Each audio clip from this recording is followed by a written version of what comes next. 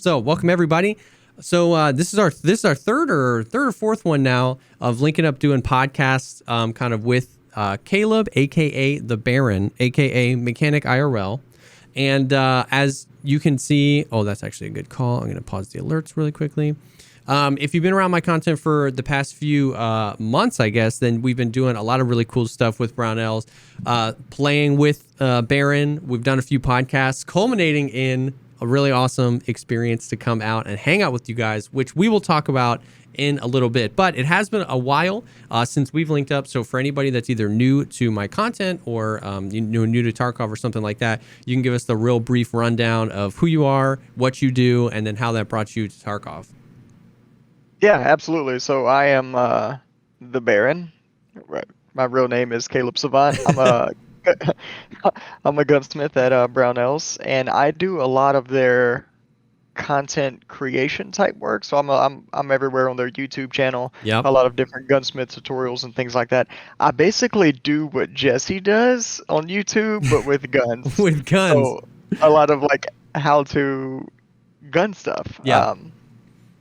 And I've been gunsmithing for over 10 years now, so I'm pretty up to speed on the IRL mechanic type stuff. Yeah. So and not only that, I kind of apparently look like mechanic, so that just adds a whole nother level to everything. Dude, if you're new around here, go find the second episode of this kind of podcast thing where you had the glasses and the coat, the apron or whatever. Apron? Yeah, it was so good. It was insane. And how did you get into Tarkov? Just I'm imagining gaming and then finding it through it being like the best, most realistic game ever. Yeah, so I've been a gamer pretty much forever, primarily on PC, which is super convenient. And this is I think my third Tarkov right now, but like someone like me, like I was in the army, I did all the military stuff, and I'm a gunsmith, and a gamer. So like for me not to play this game or to find this game would be insane. So yeah, it was a natural draw. And that kind of makes sense, man. It's the popularity of the game has gotten to the point where basically I feel like just about everybody who's spent a decent amount of time in the field of any sort of thing relating to firearms in real life and they're a gamer, at this point they've heard about it and they've at least tried it out. I mean, we've seen countless videos of people reacting to it or stuff. And yeah, that was part of what made like us kind of linking up such an easy thing, because like you said, the Brownells YouTube channel does a lot of the similar things where it's like educational content, talking about the bigger story. And that's kind of what I try to do with Tarkov content. You know what I mean? Take it, one step further instead of just like this gun is good, but why? Or, what are some with the Beyond the Grave series? What are like tactics and things we can learn? So that's Baron, that's Brownells, and we started raiding together. We started doing some of these kind of like impromptu chats. And then I know that a lot of people have been wondering about the videos. So we've been putting out, if you haven't seen them yet, go to the Brownells YouTube channel. And at this point, we've posted like 4 or 5 videos that we did when we went up there. I went up and we just spent a few days. It was absolutely insane. I know a bunch of people have been like craving some behind the scenes and asking about that, which is kind of part of what we wanted to do today. But man, it was an insane few days. I kept just like pinching myself. It was just like, is this real? I mean, walking into your studio with just like guns everywhere, and like I was so impressed by the like. In talking with Matt a lot, I was so impressed by like how professional the video studio was too. You know what I mean? Like you guys have two proper sets and studios, and there's just guns everywhere. And we were able to like pick out a bunch of the stuff from Tarkov, and it was absolutely insane. Does it ever do you ever just like snap and wake up and look around and be like, yo, this is my job? Like, you know what I mean? Yeah, like every day I wake up, I'm just like, all right, kind of like going through my head, like, okay, this is what I got to do today. And then I'm just like, oh, that sounds awesome. Yeah. That sounds amazing. So we did a few videos. We did a video on some of the Russian guns. We were able to take out an SKS, a Mosin. We did some shotguns. I got to shoot a Saiga, the 10-round magazine-fed Saiga, which we'll talk about in a second. We did a video on the SCAR, because at the time it was the like imminent upcoming thing. 12.12 hadn't launched yet. We did a video on the HK and the AR platform.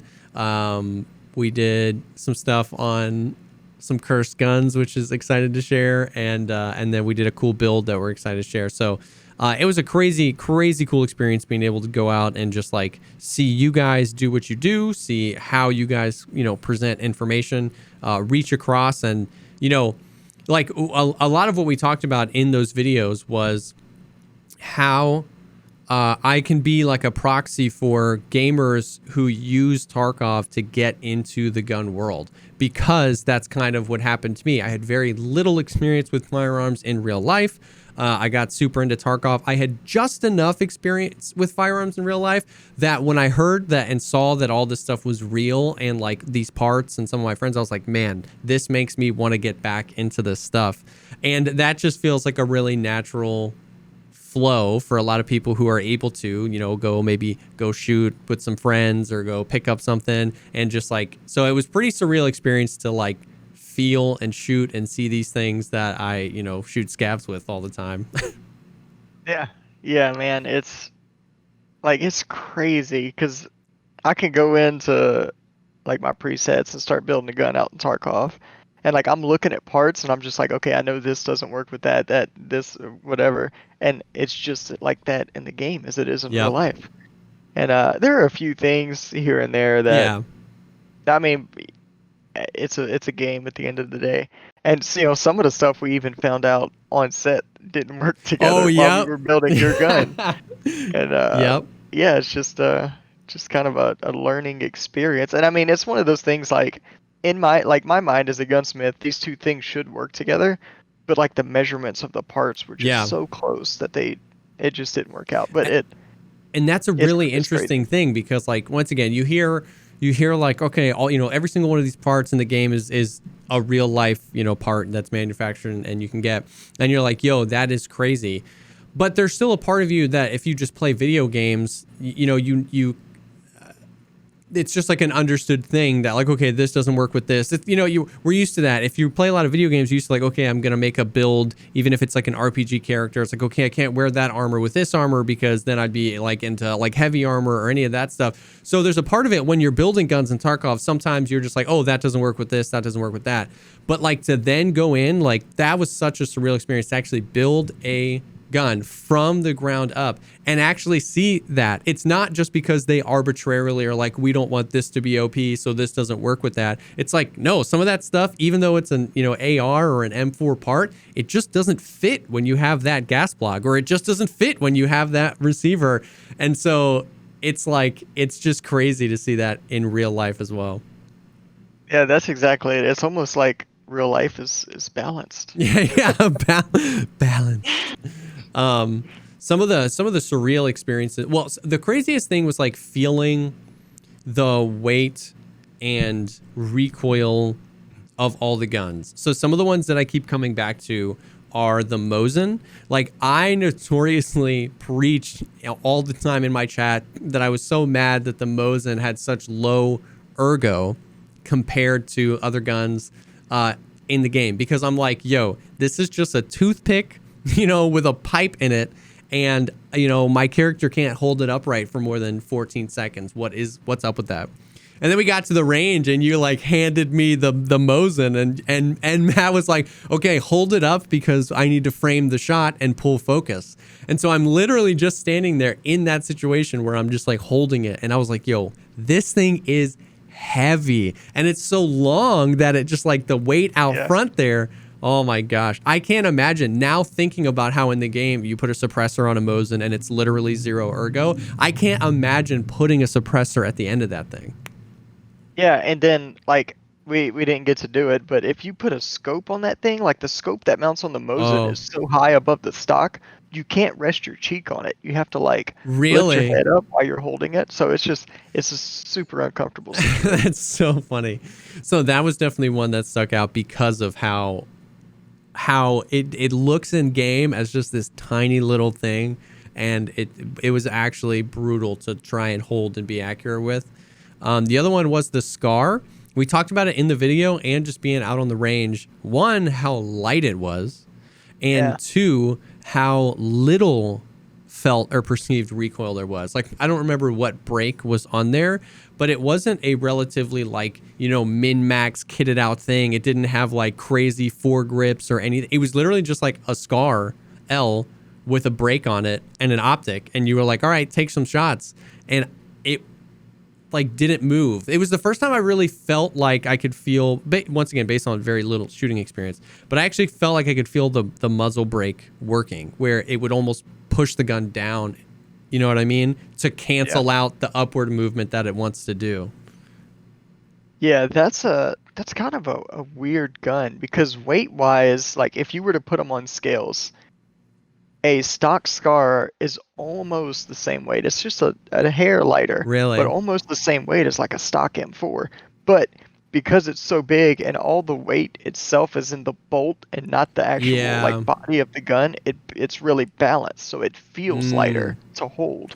Yeah, because of the way it's balanced. It's a weird gun. And it's just perceived. It looks thick. It looks like all the, you know what I mean? Like the buttstock doesn't like kind of come down to a point and then out. It's just like this big chunky thing. So you look at it, and we played with it in all these video games, and you're like, this thing is going to be heavy. And then your expectation, and like you said, how just incredibly balanced it is. I picked it up and I was like, whoa. But it's super lightweight. Weird. But that was another thing. The Scar was even an additional thing. We see all these different, we just kind of look at the arbitrary numbers and stats that BSG applies to it. But it's still educational, where like you look at some of these, like muzzle brakes, and you see, minus 15% recoil, minus 10% recoil plus ergo. But it was interesting to like actually see how that stuff works, and how some of those things are engineered to hide muzzle flash, or engineered to actually like move the gas in a certain way to reduce recoil, and like seeing how much thought, because sometimes you forget that it feels like we're just in video game land, so they can kind of do whatever they want. But it's actually interesting to see how some of this stuff makes the blast worse, but gives better recoil, or vice versa. And it was interesting kind of being able to test out some of those too. Yeah, muzzle brakes is like a whole nother, or muzzle devices, I should say, it's like a whole nother world is how they work, because there's so many factors that, like, I could literally spend all night talking about how muzzle devices work. I believe it. There's just so many factors that go into everything, and it's all caliber dependent, gun dependent, bullet velocity dependent, size of the opening. It's a lot. There's a lot that goes into it. Yeah. How do you, like, as somebody who has come at this from the other end, from the real world perspective, like, it's funny sometimes from the gamer perspective, it's like, do we really need it to be this complicated, Nikita? You know what I mean? It's like there's all these different calibers, and all the different calibers have different bullets, and all the different bullets have different pen and damage and muzzle velocity, and they all have different fragmentation chance. And sometimes it's like, oh my God, this is so much to do. But like from the real world, it's probably even still simpler than it is in real life. You know what I mean? There's more rounds in each of these caliber. There's more muzzle brakes. There's more things to be aware of. Somebody was asking the other day, sniping. They're like, do you think Tarkov should add wind? And I was like, oh God, no. Like, there's already too much to consider. And so it's just interesting that that's kind of what it wants to be. Is like, it wants to be a video game, and Nikita says that all the time, is realistic as playable. But whenever we complain about things being overly complicated, it's like an interesting reminder to be like, man, real people deal with this stuff all the time, and it's actually more complicated than this, and that's how this stuff gets done. It's super interesting.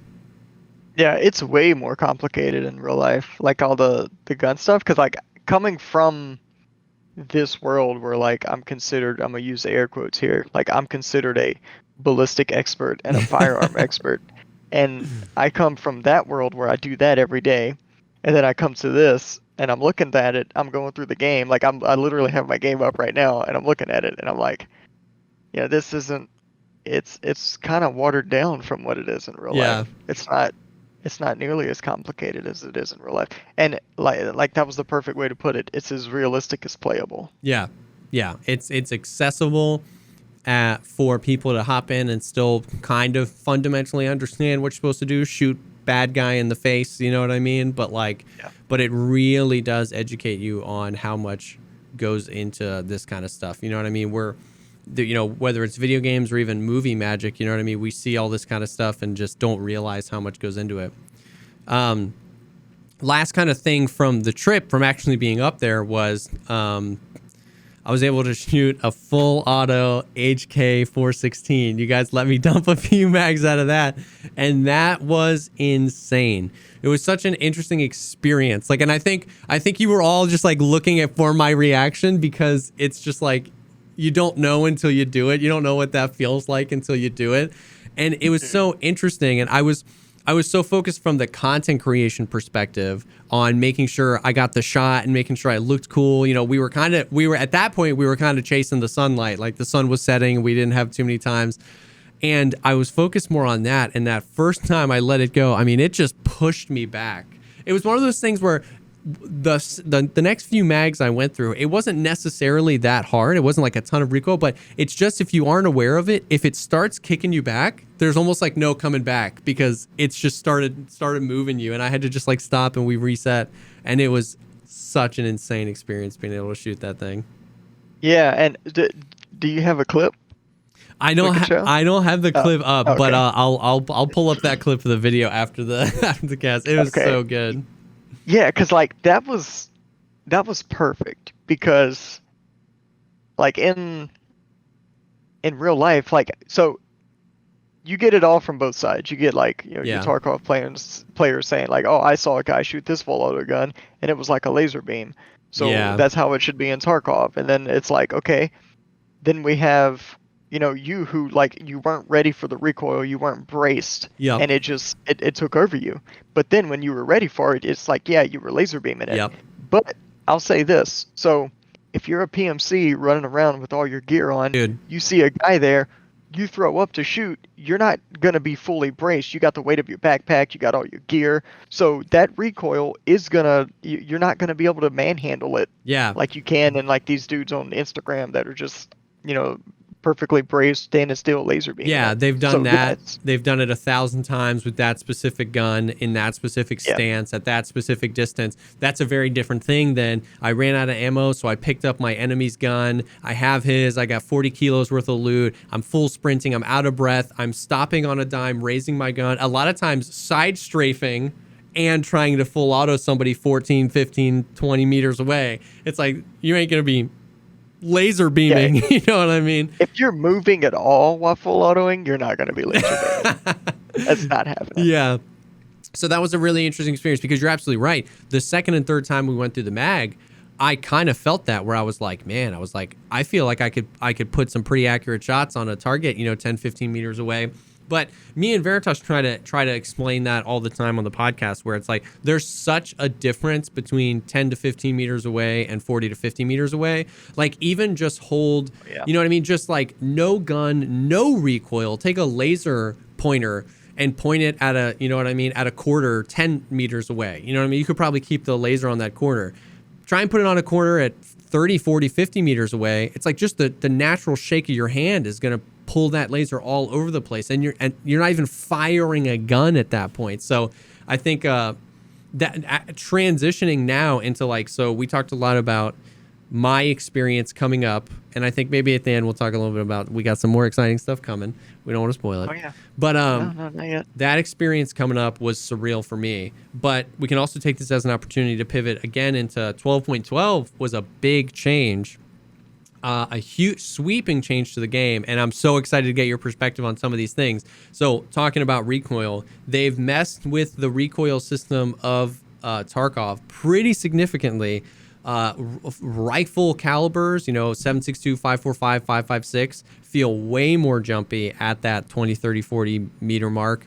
And even SMGs, it feels like across the board to every full auto gun, they added a lot of horizontal recoil. You know what I mean? Like even the ones that like you can still get guns in the game with like 20 vertical recoil, but they seem a little bit more jumpy side to side. How have you been liking or disliking the new recoil system? Do you feel like it's more accurate?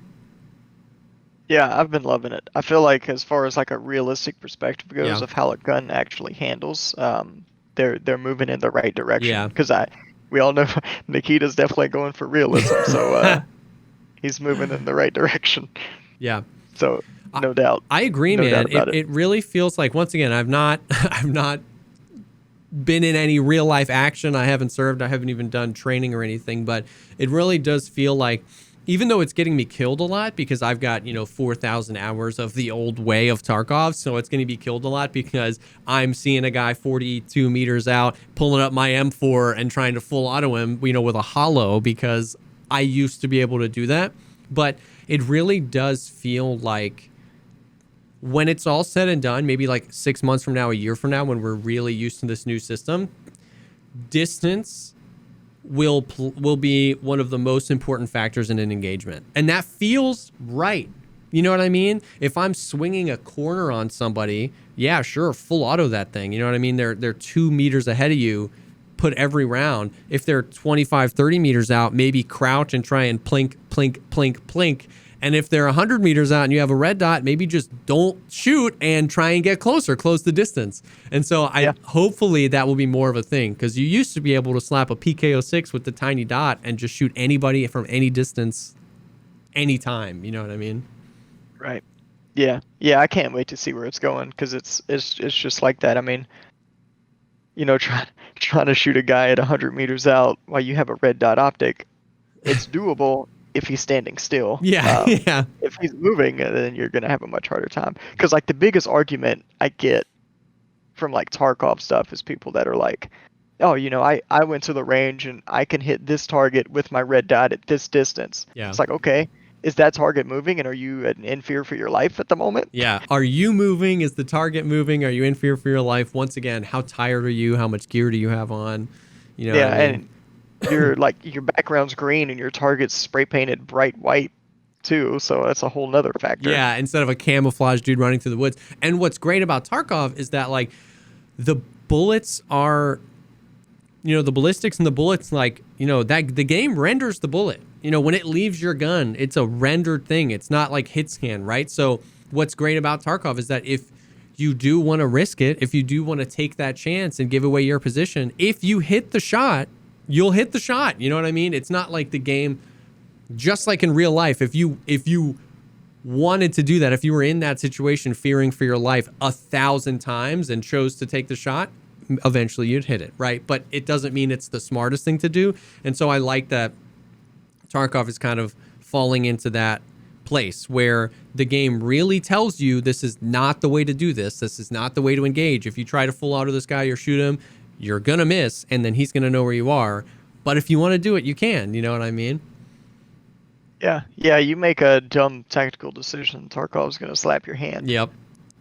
So it feels good that it's moving that direction. Now, similarly, people haven't been talking about it too much recently, but they, with 12.12, they added the new ballistic system with as far as damage and pen drop off, and then they also made it felt like across the board rounds fly farther and for the most part flatter. Do you remember seeing those graphs that they put out at the beginning? Do you feel like for those, because I mean I don't know either, but for those that don't really understand how far a bullet can really fly, is that a step in the right direction? Is that much more realistic? Is it like kind of where do we sit on that scale? Yeah, it's much more realistic, because before the bullet drop and velocity and stuff like that was not as much as it was in real life. Yeah. And I think that's just because the maps were small enough. Yeah. So they wanted to have some kind of exaggerated bullet drop, so you get a sense of having to aim or to have to compensate for that. Which they since went back and kind of lean more towards the realistic aspect of it. So bullets fly flatter now. And I like that better. Yeah. Because if I have a gun that I know is shooting at, this height at 25 meters, and I go and engage a 100-meter target or a 200-meter target, like my mind, I know where that bullet should be falling. Yeah. Like a M80 out of a 18-inch barrel, I know in my mind kind of where that bullet should be impacting. Yeah. So them moving in that direction kind of reinforces what I already know in real life to kind of like. So for me, I like it because of that, because it translates more to real life. Absolutely, because like there's definitely no doubt that bullet drop is a thing, but in Tarkov, you know what I mean, when your maximum shot distance, I mean, like the shot that you post on Twitter about that you hit, it's like 300 meters, you know what I mean? Like, yes, people have hit, especially on Lighthouse now, because that's basically one giant runway to the rogues of people are hitting 1,000-meter shots. But normally, if you're engaging, especially on a PMC, the maximum shot distance is between 200 and 300 meters. And with the old system, I mean, you'd be shooting M80, you're shooting a big old round out of a sniper rifle. And if you weren't zeroed properly, you'd aim at their head and it would hit below their feet. And it's like, yeah, bullet drop's a real thing, but not that much at 200 meters, you know what I mean? Out of a sniper, like it just felt bad and felt weird. And then because of the way the zeroing works, you weren't sure whether you should zero or not, or if you should just raise the gun up. And so, yeah, it definitely feels better, and it still feels like, it actually feels more now that snipers have a place in the game, bolt action rifles, because like I threw a voodoo on a mutant the other day, and I was going around a Lighthouse, and I was trying to snipe the rogues, and I couldn't quite dial it in because I was really used to, whenever I get like a little stash of M61, I take that in a DVL. Like I don't really full auto that out of an SA-58 or something. I take my M61 in my DVL, and that flies so fast. And the difference between 7.62 BP and M61 as far as muzzle velocity is pretty significant. So it still feels like there's drop. It still feels like you have to know your weapon, but it almost feels like those things have more of a purpose now. You're like, oh, I wish I had a sniper if I'm going to engage on something 300 meters away. You know what I mean? Yeah, because like the 7.62 by 39, your AK ammo, that stuff drops pretty quickly. Like after like 300 meters, that stuff is dropping big time. Versus like your M603, any 308 or 7.62 51 cartridge, that stuff's gonna fly way flatter, way further, because it's not the same exact diameter bullet, but it's really close as far as diameters go. So, but your 7.62 by 51 is obviously a longer actual cartridge, so you have a lot more powder behind it. So obviously that's going to give you more velocity. Yeah. So yeah, I mean that makes perfect sense. If you're used to being zeroed with one, you're not going to perform so well with the other. And it's surprising. People ask me all the time like tips for sniping, and it's like use the same gun and the same ammo, because you really do even subconsciously start to know that, like, okay, basically all the way out to this distance I can kind of just aim for the head, you know what I mean, and aim towards the top of the head, and if you hit a little low you'll hit the face, and if not, like and then if you take something different, like 7.62, which is a pretty drastic difference, it definitely feels weird. So that feels good. That definitely feels better, because it was definitely weird. And hopefully, man, as we get to some of the maps like Streets, which is supposed to be huge, and then the potential for open world, you know what I mean? Like I would love a universe where I put time training, hitting 500, 600, 700 meter shots in Tarkov on maps like Streets. You know what I mean? Like it would be really cool for there to actually be like almost like sniper profession. Like, you know what I mean? If you like that play style and you play it a lot and you can learn how to hit a 600 meter shot with a DVL and M61, like that's not going to be something everybody can do. Everybody can full auto around a corner with an M4, but not everybody can hit that shot. So hopefully we'll actually get some like long range sniping at some point.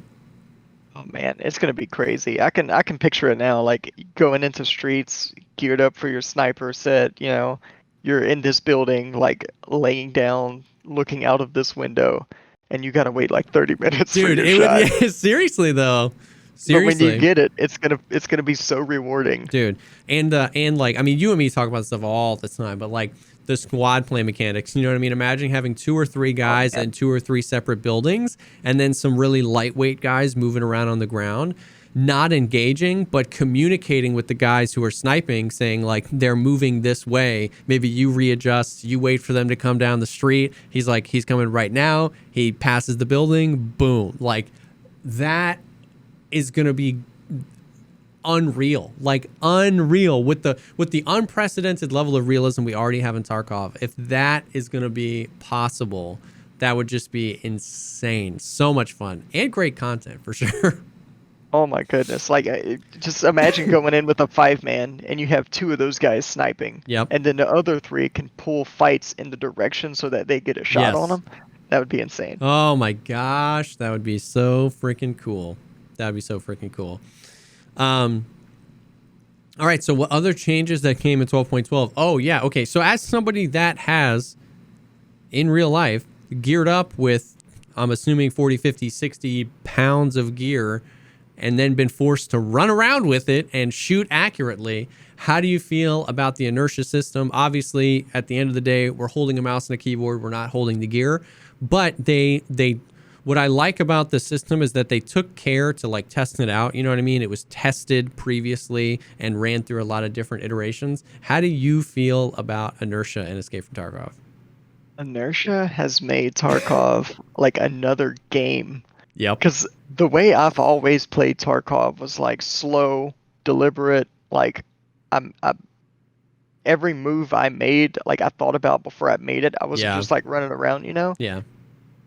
And before inertia, I could get like no matter how slow I moved or how like thoughtful I was in my movements, I could always get freaking slapped by some dude out in the open. Yep. Spamming A and D. Yep. And it was just so frustrating when that happens. But now with inertia, that doesn't happen. Somebody runs out in the open.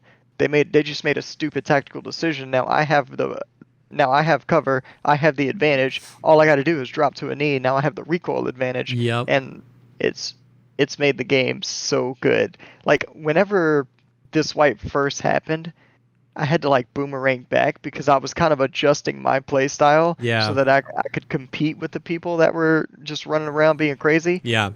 Without inertia.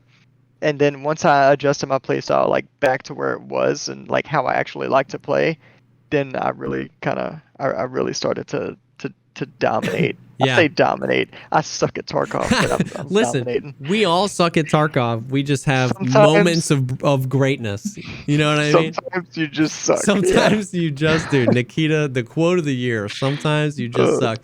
No, I completely agree. And I was the same way, man. I had basically fully adapted to just like, all right, well, I'm just going to try and learn how to do this. I'm going to shift W. I'm going to AD. I'm going to try and peek around the corners because it felt like it was the only way to compete. You know what I mean? It was the only way to like actually be able to get kills and enjoy. And now it's actually in a really interesting spot where like you can totally still do that. If you grind your way to elite strength and endurance, you can still be quick. You can still be aggressive. You can't AD like you used to be able to do, and you can't quite as easily peek around corners and almost like iframe to the point where you're unkillable when you peek around these corners. But you can still be aggressive. You can still utilize, peeking from a right side to expose less of your body. And it's been cool to see some of those really aggressive, really Chad players. Like they might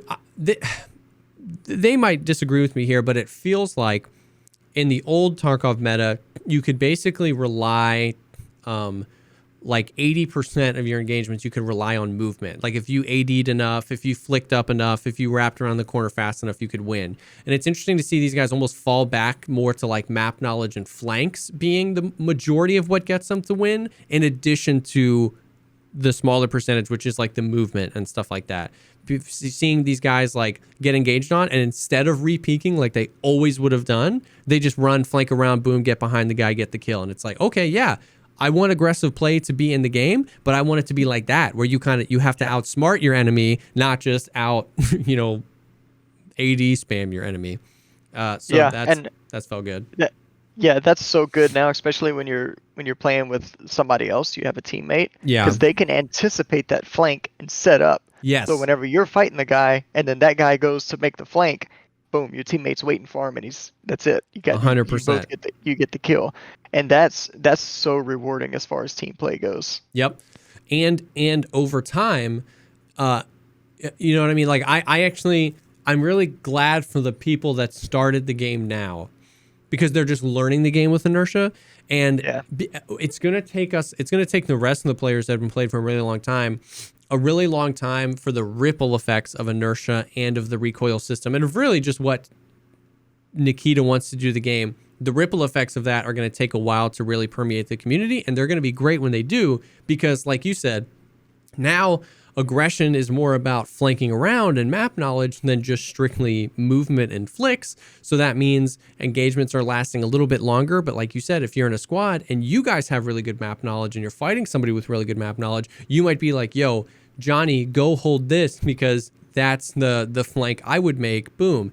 And then he might get him. And then the Chad might then learn, okay, well, I need to be more aware of my surroundings and I need to be checking my angles even when I'm flanking. So now that experience might then evolve a third time to you go for the flank, but he's kind of cautious around his flank instead of super confident. Now he checks the hallway, he sees the other guy who's holding the flank and then re-maneuvers. And the ripple effect of this is that hopefully engagements last longer and longer and longer, and it's less of a just like one tap fest. You know what I mean? Where I turn a corner and I just died. I turn a corner and I just died. If we can bring the awareness up of people always aware, checking angles, moving a little bit slowly, you know, the flanks, the map knowledge, the squad play, it all ends up serving a Tarkov where those engagements last longer and are more fun and feel more skill-based. Feel like if I know this map really well, if I know how to maneuver around, if I know how to get a good position on you, I can win this fight. So I don't know. I'm excited for that. I know you feel the same way with the squad play and the inertia. And it's pretty brutal up at the higher end. Like if you've got, I mean, I've had a few decent raids recently where if you're running out with like 60, 70, 80 kilos, when you try to stop moving, I mean, you are on ice skates swinging around those corners. I mean, you swing wide. So that's kind of cool too. Like people dropping their backpacks a lot more, which feels like something you would do in real life if you had a whole bunch of stuff on you. Yeah, there's a lot of backpacks in real life. Like I know, like the army ruckpack and stuff like that I had, the rucksack, it has quick release tabs. You pull those tabs and that thing's falling off of you for that exact reason. That's crazy. So when you start getting shot at, boom, you pull those tabs, now you can move. Yep. And then you fight and then you go get your pack later. That's cool. That's really cool. Yep. So it's all moving in the right direction, and it's actually I think moving at a pretty appropriate speed. You know, people were really worried that I was actually playing with somebody yesterday, streamer Rengar, and he was like he's one of the guys that's like really aggressive, you know, really Chad. He played a lot, and he was like I was planning on quitting Tarkov this wipe. Just because, like, when talking about inertia and all that stuff, and he was like, I'm actually having some of the most fun this wipe. So they're really doing it in a way where it's not so, the pendulum isn't swinging so far the other way where all of a sudden this game is Splinter Cell and you have to basically army crawl everywhere. There's still a way to be aggressive. There's still a viable way to be quick. It's just not the only way. And there are counters to it now. And that's what feels really, really good. And hopefully it continues to kind of progress in that direction. Yeah, agreed. Because, I mean, aggressive fighting is a real life tactic. So, and I mean, it's only natural that it goes that way. So that having so many different ways to play the game is what makes it what it is. Exactly. Like, and I think that's exactly it. It's like the people that wanted the game to be slower and tactical, I don't think that they wanted the pendulum to swing back the other way where, once again, there's one meta and you're just fighting that one meta. It's actually a more fun game if you don't know what your opponent is used to, if they're new to this map or really experienced at this map, if they like to play really aggressive, if they like to play slow, if they're looking for PvP or maybe trying to avoid PvP. The less we know going into a fight, the more we get out of it as far as like rewarding gameplay, when you can react to a bunch of weird things that you didn't expect happening and then still come out on top. That's when you're just like, yes, you know what I mean? Everybody hates exit campers, but winning against a 2 or 3 man of exit campers gives you like this high, because I talk about all the time, Tarkov wants to be unpredictable, but it's so violently predictable in so many places. I spawn here, I look to the left, I know somebody spawns there. You know what I mean? Like, I know somebody's going to extract here.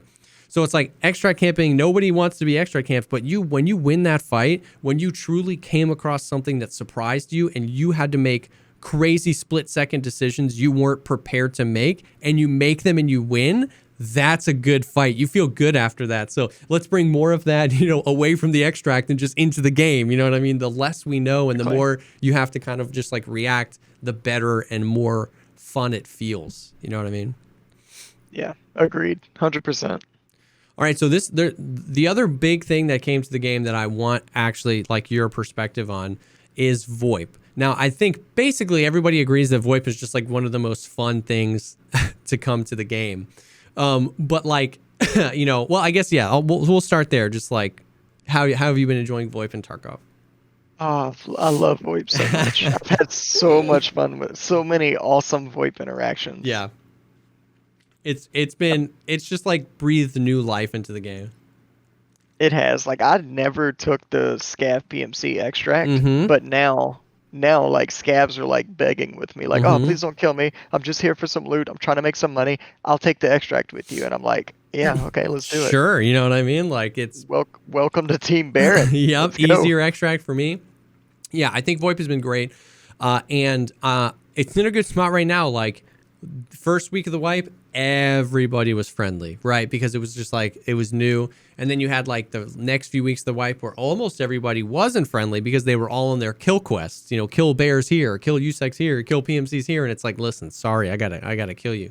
But it's really evened out in my experience to like people that just want to taunt with you, even if they want to fight, which I think is funny. People that want to be friendly, people that don't want to VoIP, and people that, betray you or do whatever.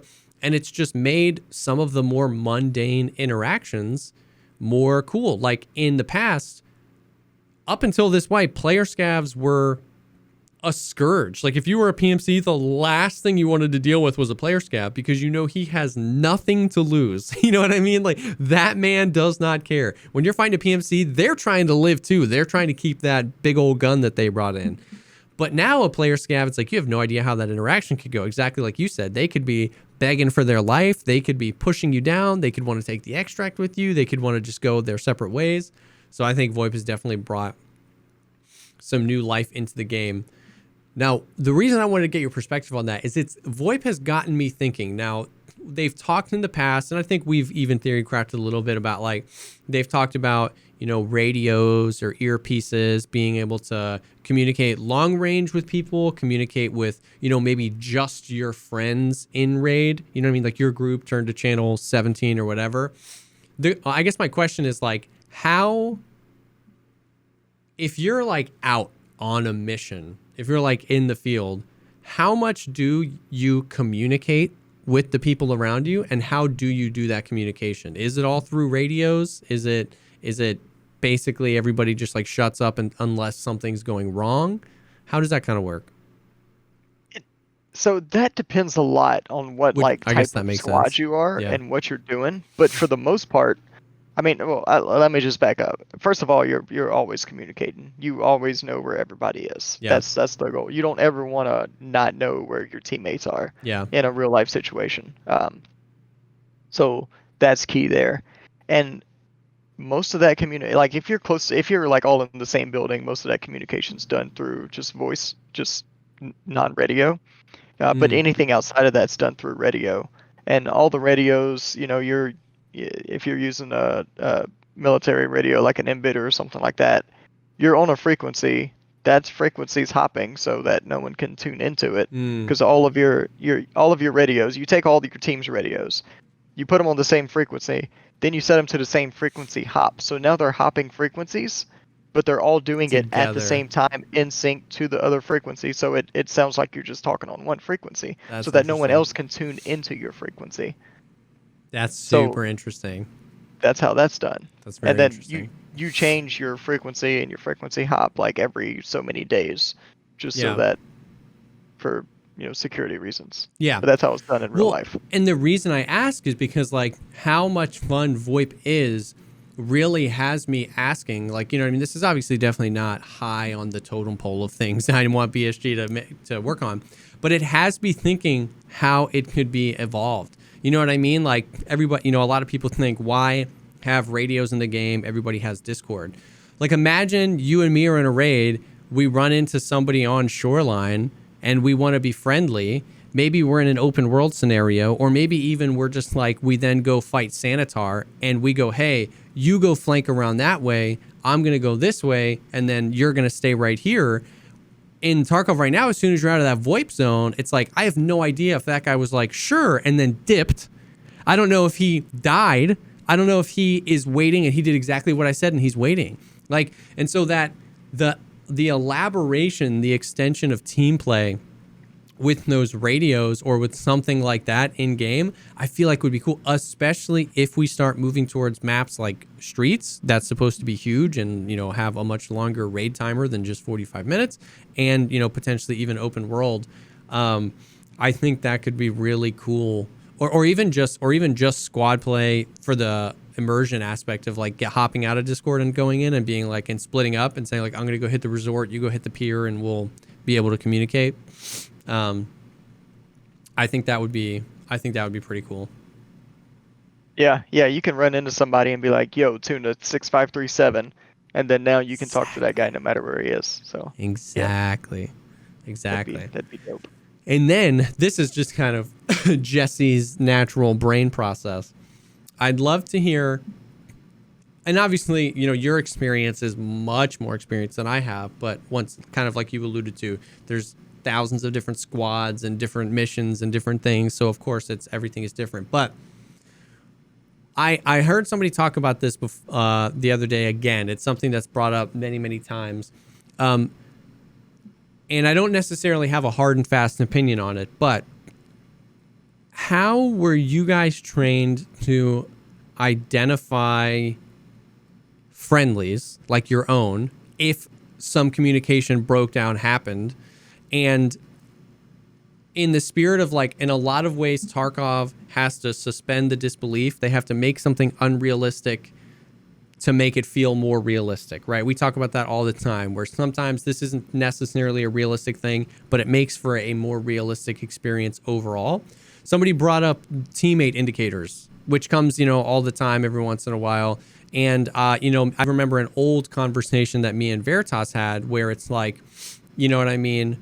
What's the gamified substitute for, training with a squad of people and learning how to identify them, right? In a game like Tarkov, we're all just like slapping on gear. I might have a camouflage thing. I might have a white thing. Obviously in the real world, in the real world, your enemy isn't often dressed exactly like you. You know what I mean? Like, Right. How many times I'm like, how do we eliminate that in a realistic, fun way? Wait, what helmet are you wearing? Jump for me? Jump. Yo, jump. Crouch. Like, that's not realistic, right? Like the thing we have where it's like, do you have a ULAC on? He's got a ULAC on too. So I'm not saying I think we should have teammate indicators, but the argument is that's an unrealistic thing too, that your enemy would be wearing exactly the same thing as you. Oh, he also has an MP7, a TV110 rig, the same top I have, and a ULAC. Like, well, that's weird. So how do you bridge that gap? What are your thoughts on that? Yeah, so I mean, there's really not a whole lot you can do about that and keep it realistic. 'Cause, Yeah. I mean, that's what it is. You're a bunch of PMCs that were on the same team, and now you're not. That's true, lore-wise, yeah. Yeah, so I mean, that's when it's really going to come down to communication and just knowing where your teammate is. You just gotta communicate better. Yeah. So I mean, there's really not a whole lot you can do, because I mean, in real life, you identify your targets by their uniform and their firearm. That's the two main indicators on the basic level. Okay. And then like knowing where your friendlies are. There's a system called the Blue Force Tracker, and basically inside your vehicles you have this computer with the satellite image, and every friendly vehicle with that system in it is going to show up as a blue dot on that satellite image. So you can literally, it's like a video game map. You can look and see where and you can also tag you can tag anything on there. You have like a little stylus and a keyboard, and you can tag like, oh, there's bad guys over here, and then that transmits to everybody. You can use that system to talk to fight. We were using them to talk to F-18s flying above us. Like everything Oh has that. my God. So that's a real thing. That's where the You know technology what's is. crazy is that I actually think, especially if it moves towards open world, that would be, a gamified version of that, right? Because you like you said, I'm sure that wasn't a handheld system that you could just like run around with, like it was in your vehicles, or was it a handheld? Was it like an iPad or? It was in the vehicles, and then they have smaller versions of it as well Yeah. for like dismounted squads and stuff like that. But not everybody has Yeah. one. It's just going to be like one dude in that squad, so your squad has to kind of stay together. But yeah, it's a possibility to Because do that would that. be a really interesting way to keep it realistic, where you have to have an item. Like imagine, you could put your gun down and pull out a thing, and just like, it's really only valuable to you if you guys are really far away. If you're both in dorms, you're not going to be like, are you on the second or third floor? Put your gun down, pull out this thing, check your map. But if one of you's at the pier on shoreline and one of you's over by path to lighthouse, if you're asking where your teammate is, it would be kind of interesting to be able to pull that out. And like, say you were running a 5-man on streets and you were all in 5 completely different buildings. One of you took contact and had to emergency basically just like run in any direction to keep cover. It would be interesting to be able to like pull that out and get a rough placement of where your teammate is.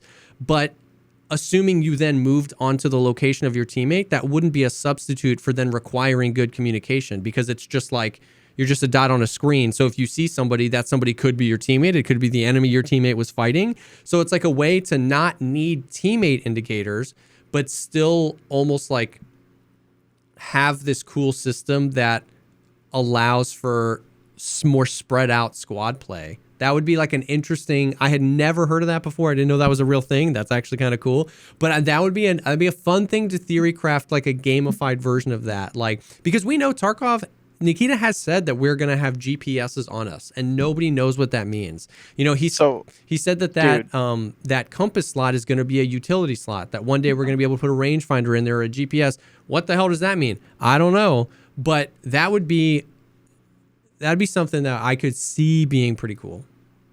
Yeah, agreed 100%. So like the GPSs, and I think a GPS would be like a perfect way to gamify it. So like the GPSs we had, they were called the daggers. And they were just a super simple GPS that showed, grid coordinates, and you could set waypoints on the grid coordinates, whatever. And they were awesome. They were just that GPSs. So now I see like, okay, Tarkov, your task. It's like, okay, go to this place and find this thing. This thing is around these grid coordinates. So it's like, okay, now my GPS is useful. I need to go to these grid coordinates for this task. I don't have to have another monitor with the Tarkov wiki pulled up to know what I'm supposed to be doing. Yeah. And then you can then tie that GPS into like a Blue Force tracker type system. Yeah. Or kind of gamify it a little bit. Yeah.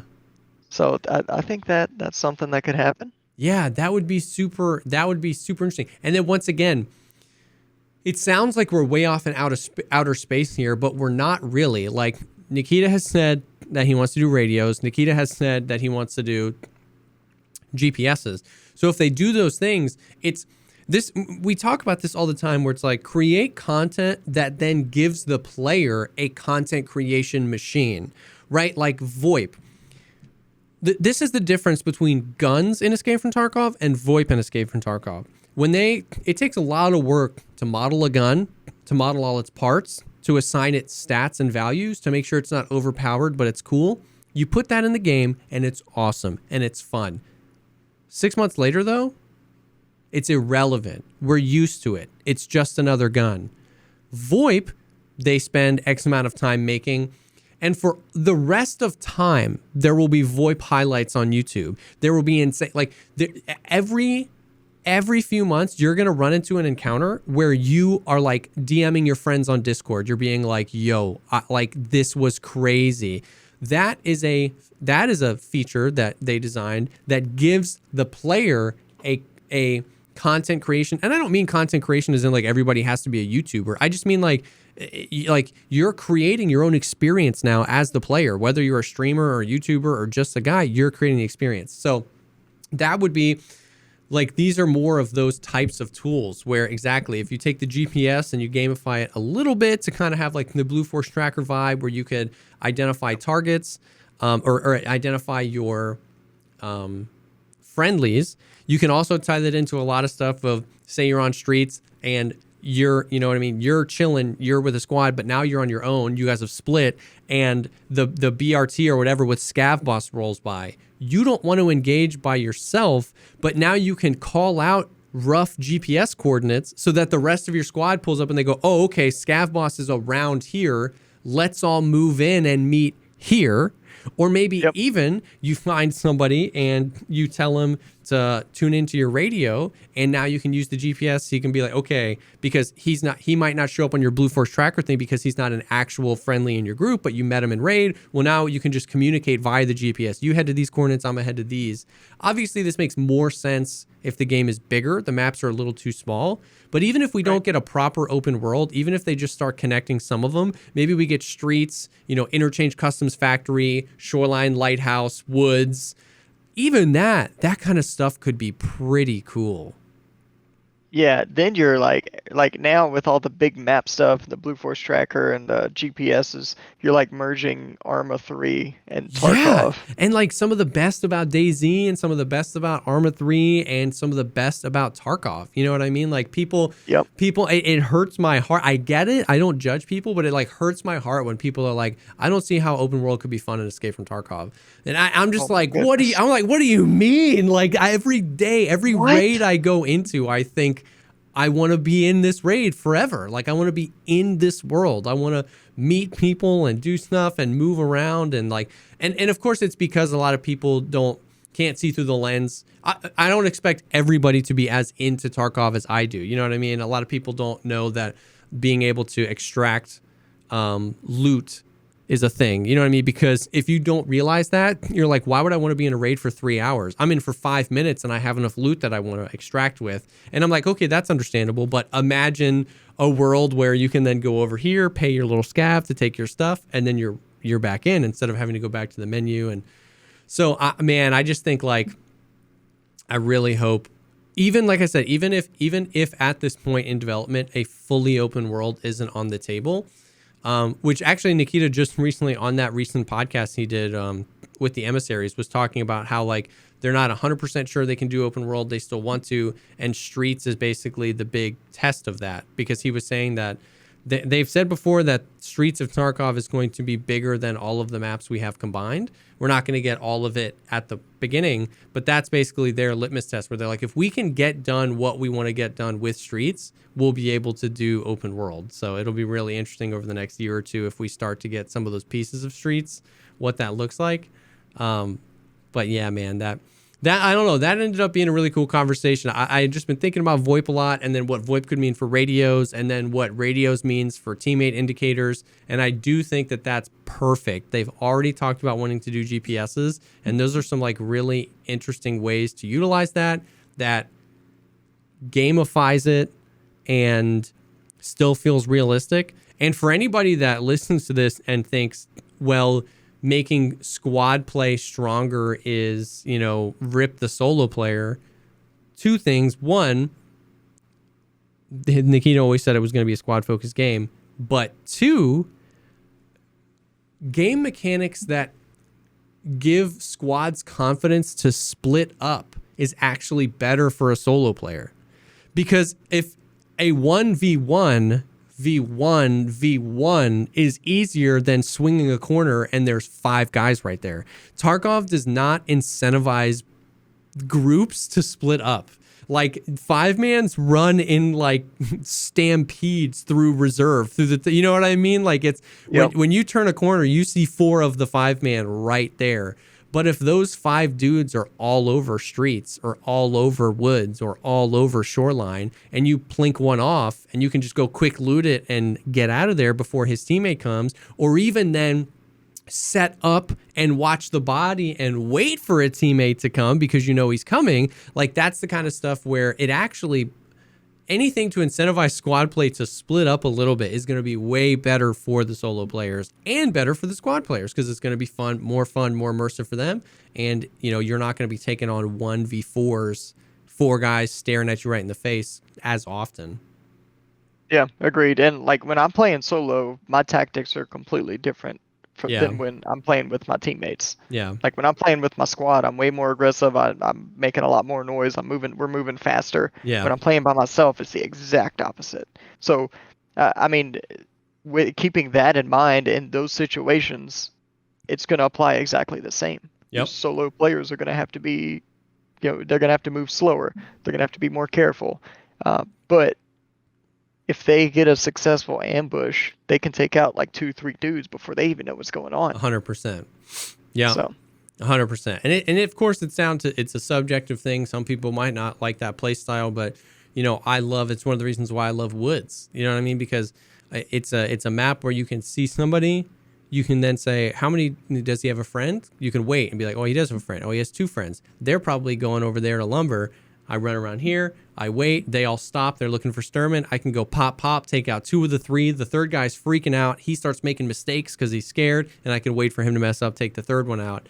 And it's just like, it feels good. It feels like I outsmarted them and not just I ran around a corner and point fired all 3 really, really quickly. You know what I mean? Exactly. So, yeah, man, it's good. I think, I mean, as far as 12.12 goes, that's most of it as far as like conversations around things that enhance or extend the realism of the game. How have you been liking Lighthouse as a map? Have you been playing that a lot or no? I just recently, like this past week, started playing Lighthouse. Really? And I've been playing it exclusively as my PMC. I've been playing it exclusively at nighttime. So nighttime Lighthouse is my jam. Night Lighthouse is super fun. I've been calling it Nighthouse. Nighthouse is super fun. I played quite a bit of it with geeks, and I've been coming around to night raids more this wipe. I've played a lot more. Like I normally just do Insomnia by just running Factory at night over and over and over and over and over again until I get that quest done. But me and Sealable were like, no, let's go play some cautious night raids around a bunch of maps, and we got it done that way, and it was super fun. And Lighthouse, yeah, the feel of Lighthouse feels good. It feels to me like one of the maps that most feels different at night. Like Customs is pretty much Customs, right? Like Customs is mostly short to mid engagements. And so if you know Customs in the day, you kind of know the rotations, and well, Lighthouse, like a lot of Lighthouses, like sniping across that road. Well, a lot of the scopes are really hard to use at night. A lot of people are using the red dots that are easier to use at night. So you can maneuver in a different way. You know what I mean? The way the loot is centered, it's like, you can get fights at the chalets or at the village. You can even go to the rogue camp and do almost a completely AI, like PvE nighttime experience. Like I was playing with geeks and one other person, and we cleared out every rogue, the helicopter rogues, the rogues at the inside, the rogues on all the roofs at night. And it was like, yo, this feels fun. So Night Lighthouse is a lot of fun for sure. Yeah, when I play solo, I would say like as soon as I was able to get like cheap night vision. Yeah. I mean, 90% of my raids are night raids, and now I run quad NOS all the time because I can. Yeah. So, yeah, I mean, night raids. When I play by myself, night raids. I would say I said 90%. I'd probably like 95, 98% of my raids are night raids. And when I play with my teammates, that's typically the only time I run daytime. That's cool. And that's a whole nother can of worms we've even talked about a little bit, is like some cool stuff they could do around night raids and IR flashlights and stuff to make that feel cooler. But yeah, because like using a scope with night vision is not practical in real life. Using a voodoo with quad nods on is not the play. No, not at all. Bro, they just gotta fix the cultists, man, and then I'll be living on night raids. They're so brutal. Yeah, I try to avoid cultist areas because of that. Yep. except for on customs. Yeah. Customs is the only place I can kill cultists. Yeah. If they use their knives more, man, it would be so much better. But, way better. But yeah, I mean, I think that's mostly it. That's mostly stuff I wanted to go through. It was super fun getting to go out and actually spend some time out at the Brownells HQ, make some really cool content. And I think we're not done, right? Like we got some more. There's more videos coming out based on the batch of videos we filmed when we were going up. So stay tuned to the Brownells channel. But we've got some more tricks up our sleeve as well. We got some really cool stuff in the works. I agree. That I'm excited about and kind of been working hard to set up. So hopefully it comes to fruition the way I want it to. Yeah. And yeah, tomorrow we got a video we did coming out. Yep. So it'll be out tomorrow on the Brownells channel. Yep, absolutely. So yeah, I mean, because there's plenty. You know, we got to do some cool videos, but there is plenty of Tarkov gear, Tarkov subjects, Tarkov situation, Tarkov drills that we can still touch on. So I'm excited to continue to be working with you guys and hanging out and making cool content and just experiencing that stuff. So yeah, thank you guys for watching live. We will put this conversation up on my YouTube channel in the next few days. Like he was saying, stay tuned to the Brownells channel. If you're listening to this on YouTube or anything, then linked down below will be the Brownells YouTube channel. All of the videos that I've done with them are there, and the videos that are coming. So stay tuned for that. So Baron, thank you so much for hanging with us and having this conversation, and I'm super excited for the more stuff we have to come. Yep, same here, man. It was awesome. Thanks for having me. Absolutely.